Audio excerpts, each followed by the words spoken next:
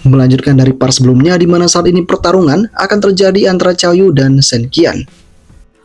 Dan berita pertarungan ini pun didengar oleh Liang Ming sehingga Liang Ming menyusul ke ruang arena.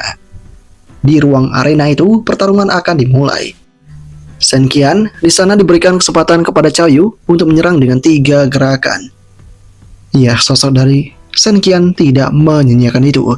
Dia bergegas melakukan pemukulan dengan teknik elangnya, namun berhasil ditahan oleh Cao Yu itu. Atas adanya hal ini, membuat Shen Qian mengerti jika orang ini punya kemampuan keterampilan tubuh besi.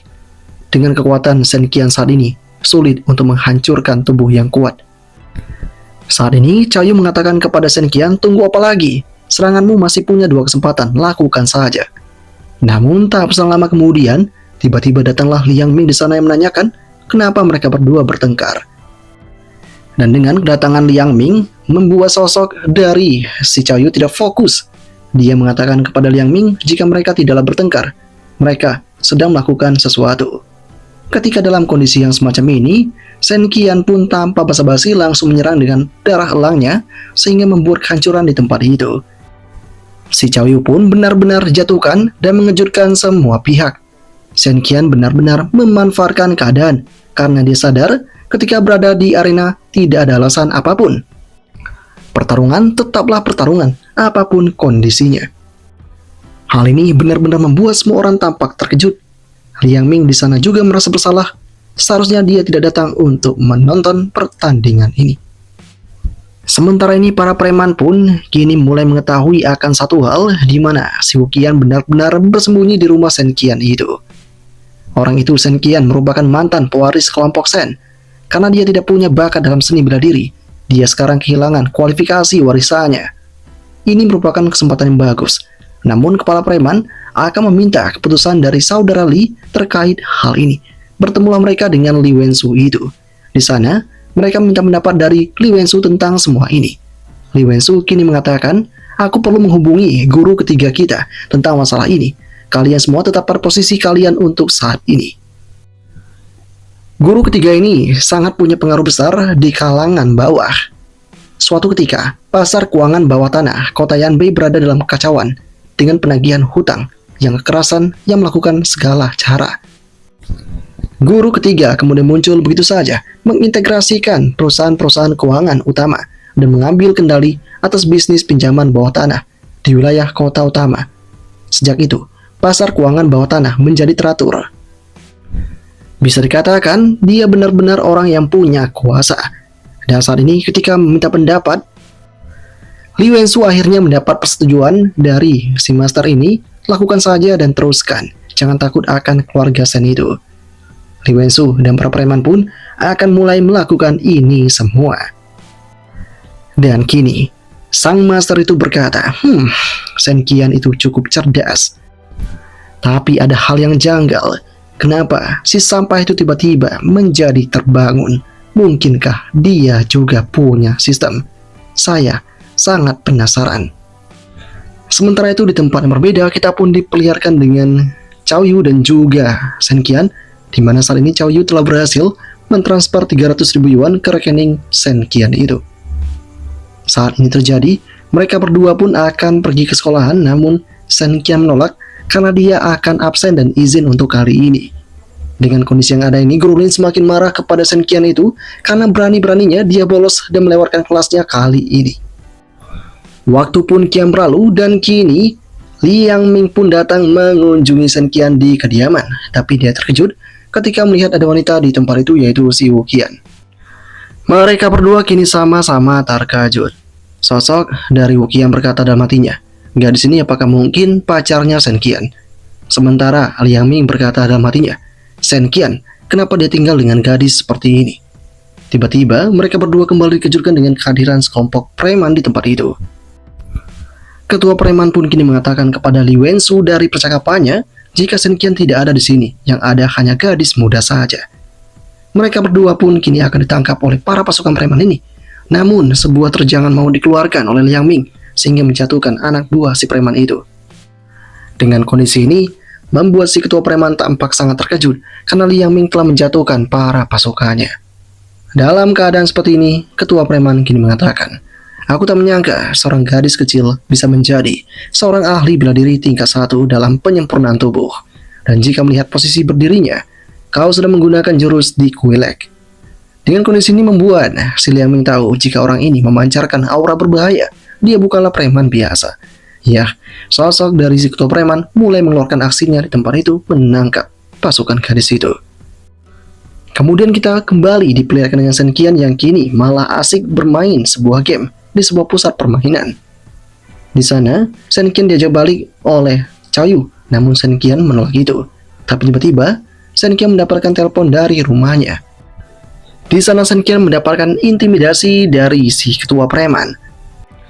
Shen Qian terkejut akan hal ini, apalagi dengan lantang kali ini, ketua preman menegaskan, temanmu gadis itu berhutang pada bos kita lebih dari 3 juta yuan. Jika kau tidak ingin menerima barang-barang kecil, seperti jari dan telinganya, lebih baik siapkan uang itu dan datanglah untuk menebusnya. Meski mendengar hal itu, Shen Qian mencoba untuk tetap tenang. Dia mengatakan kepada ketua preman, itu bukanlah temanku.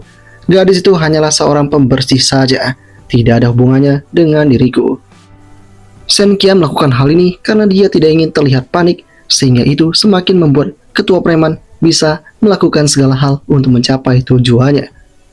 Kini juga, Shen Qian langsung mematikan telepon itu dan membalikkan keadaan. Ketua preman pun kini sangat terkejut dengan tindakan Shen Qian. Orang ini tidak takut dengan ancaman. Sepertinya dia telah meremehkan si Shen Qian ini. Dan tak pikir panjang, si ketua preman kemudian mengatakan tentang gadis lainnya yang telah dia tangkap itu. Ketika mendengar adanya gadis lain yang ditangkap oleh sosok dari ketua preman, membuat Shen Qian kini mulai kebingungan. Siapakah gadis itu? Dia padahal tidak punya pacar sama sekali. Shen Qian mencoba untuk tetap tenang, namun si ketua preman dengan lantang mengatakan, berhentilah berbicara omong kosong. Berhentilah bermain-main. Singkatnya saat ini, kita sekarang sudah punya 2 sandera. Shen Qian menanyakan apa yang kau inginkan. Kini ketua preman mengatakan, itu sangat sederhana sekali. Jangan beritahu siapapun tentang ini. Segera bawa tebusan 3 juta dan datang sendiri.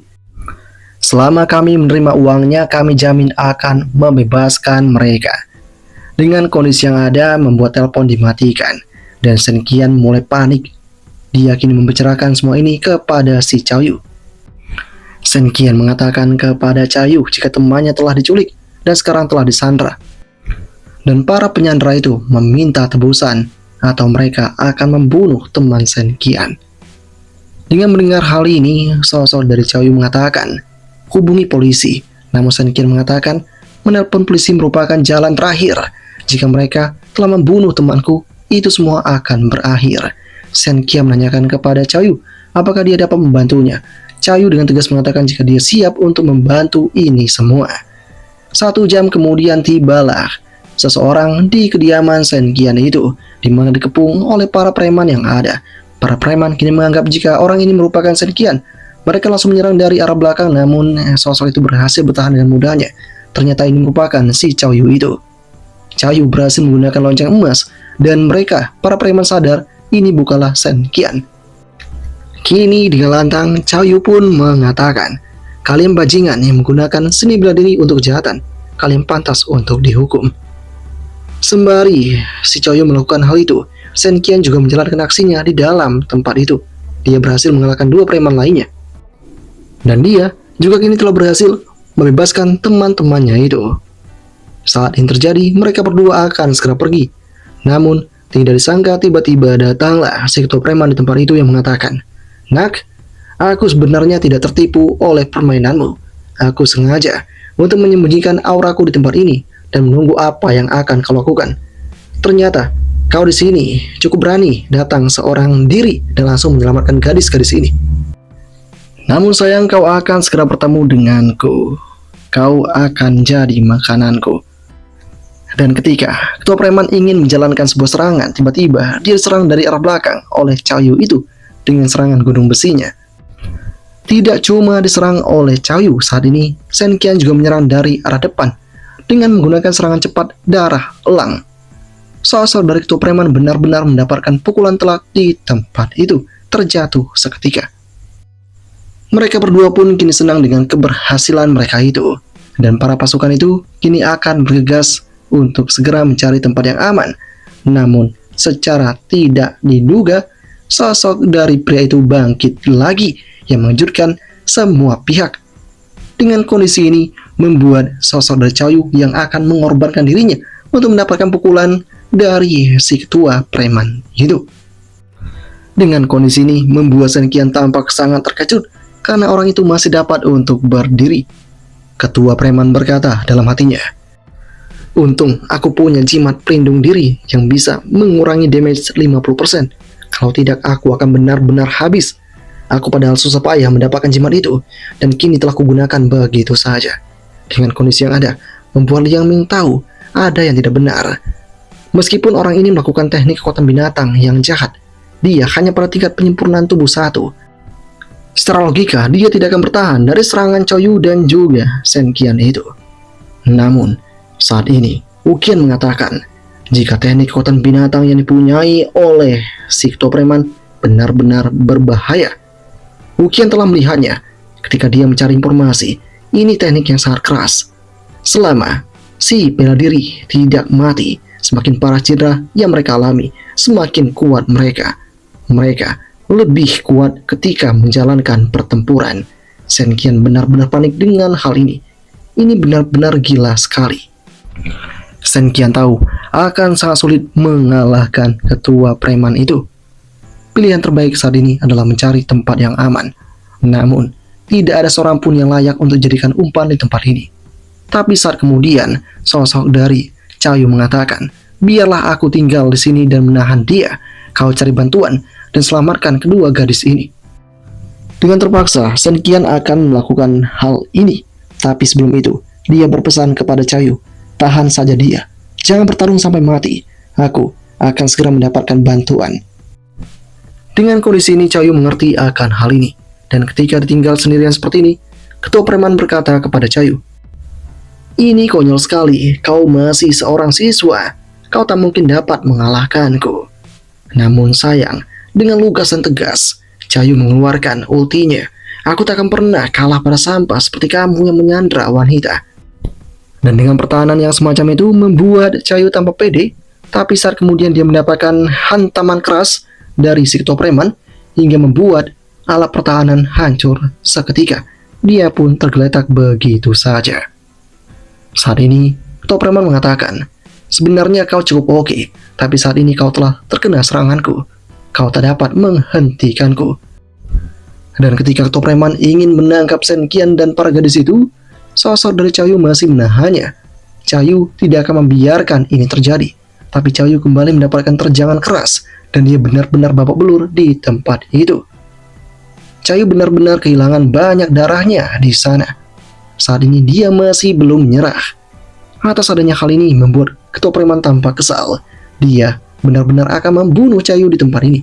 Namun seketika, seseorang menyuruhnya untuk berhenti melakukan hal ini. Ternyata itu adalah Shen Qian. Shen Qian mengatakan kepada si Chaoyu jika saat ini Liang Ming dan yang lain telah berhasil diamankan. Dan dengan adanya respon dari Shen Qian yang berani menantang seperti ini, membuat ketua preman benar-benar tak menyangka jika Shen Qian akan kembali. Ketua preman kini juga menanyakan kepada Shen Qian di mana bala bantuan yang kau maksudkan itu. Shen Qian kini dengan lantang mengatakan jika itu adalah dirinya sendiri. Hal ini pun tampak membuat ketua preman tertawa terbahak-bahak. Pria ini tampaklah lemah di matanya. Namun Shen Qian dengan tegas mengatakan, "Sebentar lagi kau akan tahu lelucon yang sesungguhnya ketika tubuhmu telah dikalahkan." Ya, Shen Qian sebenarnya sangat ingin mencari tempat yang aman sebelumnya ketika Chaoyu menyuruhnya pergi. Namun dia berpikir kembali, dia bukanlah seorang pecundang. Jadi dia kembali untuk menatap ini dengan sebuah keyakinannya. Shen Qian juga menyadari terkadang bahkan jika peluang keberhasilan mendekati nol itu lebih baik ketimbang memilih melarikan diri dan menyesalnya selama hidup. Saat ini Shen Qian terus saja diburu oleh si ketua preman itu dengan sangat seriusnya. Shen Qian berhasil melakukan ini dengan semua perhitungannya. Shen Qian kini berhasil mendapatkan sebuah tempat yang layak untuk bertarung. Shen Qian kini malah dijatuhkan dengan tegasnya oleh ketua preman itu hingga dia tersungkur. Di kondisi ini, ketua preman mencoba untuk mengatakan kepada Shen Qian jika Shen Qian akan segera mendapatkan hukumannya. Namun Shen Qian kini mendapatkan uang 300.000 yuan di rekeningnya itu. Ini juga telah masuk dalam perhitungan Shen Yuan. Shen Yuan kini juga tak lupa langsung mengonsumsi pil, dan dia juga langsung mengkonversikan ini menjadi mata uang virtual, dan saat ini bernilai 1 juta. Kali ini Shen Qian tanpa ragu langsung mengonsumsi 1 juta mata uang virtual untuk meningkatkan ketinju militer tingkat sempurna. Shen Qian berhasil melakukan hal itu. Kini, ketua preman masih bingung dengan apa yang sedang terjadi. Dia kini kembali menyerang ke arah Shen Qian, namun serangan itu berhasil dipatahkan oleh Shen Qian. Si ketua preman pun benar-benar terkejut dengan semua ini. Dia tak menyangka Shen Qian akan menjadi berbeda dengan semua hal yang telah dilakukan. Dan apakah yang akan terjadi selanjutnya? Part kedua berakhir sampai di sini.